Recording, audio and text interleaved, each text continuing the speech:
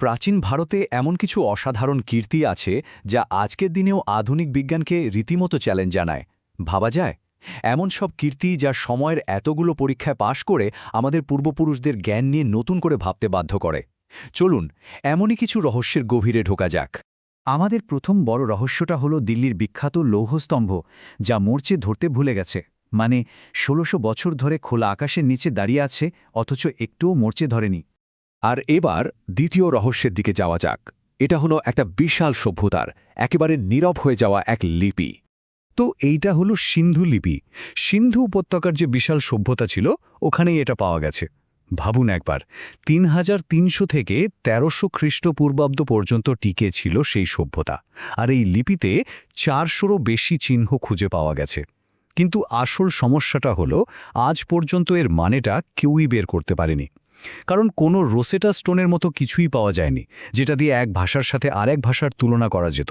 আজকের এই বিশ্লেষণে আমরা দেখব প্রাচীন রহস্য আর আধুনিক বৈজ্ঞানিক অনুসন্ধানের মধ্যে লড়াইটা ঠিক কেমন চলছে। চলুন তাহলে আমাদের প্রথম কেস স্টাডি শুরু করা যাক।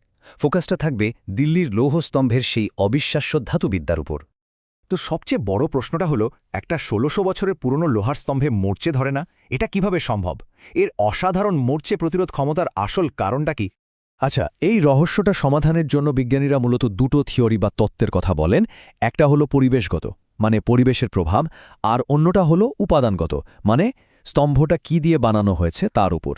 পরিবেশগত তত্ত্বে বলা হয় দিল্লির যে শুকনো আবহাওয়া সেটাই আসল কারণ, আর উপাদানগত তত্ত্ব অনুযায়ী না, আসল রহস্যটা লুকিয়ে আছে এর তৈরির উপাদানের মধ্যেই। এখন এই স্লাইডটা কিন্তু বেশ ইন্টারেস্টিং।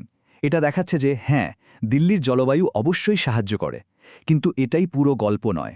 কারণ ভারতের অন্যান্য প্রাচীন লোহার জিনিস, যেমন ধরুন কোণার্কের সূর্য মন্দিরের বিম, সেগুলো তো অনেক বেশি আর্দ্র জলবায়ুতে রয়েছে, কিন্তু সেগুলোও মরচেকে বেশ ভালোভাবেই প্রতিরোধ করে। তাহলে আসল রহস্যটা কোথায়? আসল রহস্যটা লুকিয়ে আছে এর উপাদানের একদম ভেতরের মিশ্রণে। প্রাচীন ভারতীয় লোহা তৈরির যে কৌশল ছিল, তার কারণে এতে ফসফরাসের পরিমাণ অস্বাভাবিকভাবে বেশি, আর এটাই একে একটা বিশেষ সুরক্ষা দিয়েছে। এই স্তম্ভের এত বছর টিকে থাকার পেছনের মূল বৈজ্ঞানিক ধারণাটা হল প্যাসিভ ফিল্ম। সহজ কথায় এটা একটা সুপার পাতলা প্রতিরক্ষামূলক স্তর, যা ধাতুর ওপরে তৈরি হয়ে বাইরের পরিবেশ থেকে একে বাঁচিয়ে রাখে।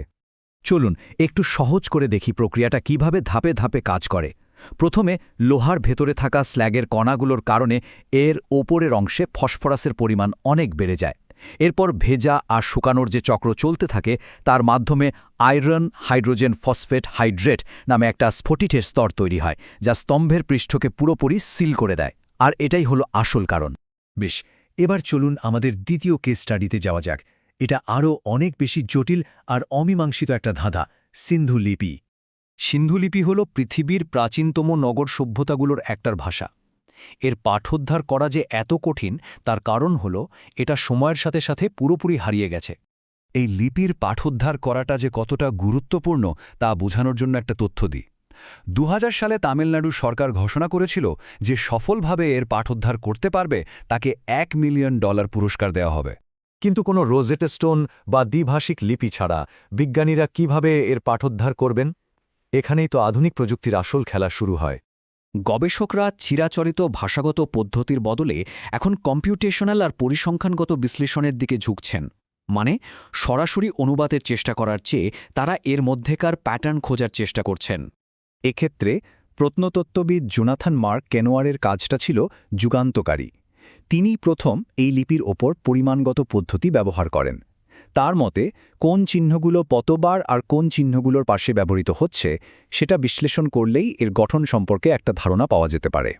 এই স্লাইডটা কিন্তু চমৎকারভাবে দেখাচ্ছে যে পরিসংখ্যানগত বিশ্লেষণ জিনিসটা আসলে কিভাবে কাজ করে। দেখুন, টেবিলটা বলছে কোন প্রতীক কতবার ব্যবহার করা হয়েছে এবং কোন প্রতীকগুলোর পাশে সেগুলোকে প্রায়শই দেখা যায়। যেমন শিংযুক্ত প্রাণী আর মাছ, এই দুটো প্রতীক প্রায় একসাথে পাওয়া যায়। এটা কিন্তু একটা সম্ভাব্য ব্যাকরণগত বা অর্থগত সম্পর্কের দিকে ইঙ্গিত দেয়। তার মানে যদিও এখনও এর পুরো অনুবাদ করা সম্ভব হয়নি, এই সংখ্যাগত পদ্ধতিগুলো থেকে বেশ কিছু গুরুত্বপূর্ণ জিনিস জানা গেছে। যেমন এই লিপির একটা নির্দিষ্ট কাঠামো আছে এবং এটা সম্ভবত কোনো প্রশাসনিক বা ধর্মীয় কাজে ব্যবহার করা হতো। তাহলে আমরা দুটো একদম ভিন্ন ধরনের রহস্য দেখলাম। একটার জগৎ ধাতু, অন্যটার ভাষা। দুটোই প্রাচীন ভারতের বুদ্ধিমত্তার দারুণ প্রতীক। কিন্তু এদের সমাধানের পথ যে কতটা আলাদা, সেটাই সবচেয়ে আকর্ষণীয় বিষয়। এই দুটো ছবি একবার দেখুন। একদিকে একটা নিরেট বাস্তব বস্তু, মানে লৌহস্তম্ভটা, আর অন্যদিকে তাকে বোঝার জন্য বিজ্ঞানের জটিল বিশ্লেষণ। ভৌত জগতের রহস্যগুলো বিজ্ঞান ঠিক এভাবেই সমাধান করে, একেবারে অণুপরমাণু স্তরে গিয়ে তার গঠন আর আচরণের কারণ খুঁজে বের করে। ধাতুবিদ্যার রহস্যের সমাধান তো আমরা পেয়ে গেছি, কিন্তু ভাষাবিজ্ঞানের এই অনুসন্ধান এখনও চলছে।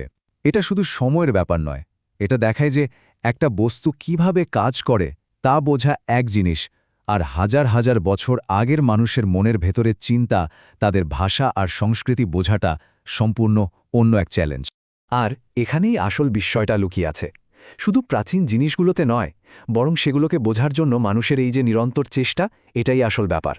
একটা সমাধান আমাদের জ্ঞান বাড়ায়, আর একটা অমীমাংসিত রহস্য আমাদের কল্পনাকে উস্কে দেয়। তাই আবিষ্কারের প্রক্রিয়াটা কিন্তু আবিষ্কারের মতোই গুরুত্বপূর্ণ। আর সবশেষে এটা আমাদের একটা দারুণ প্রশ্নের সামনে এনে দাঁড় করিয়ে দেয়, অতীতের আর কোন কোন গোপন রহস্য বিজ্ঞান ভবিষ্যতে উন্মোচন করতে চলেছে।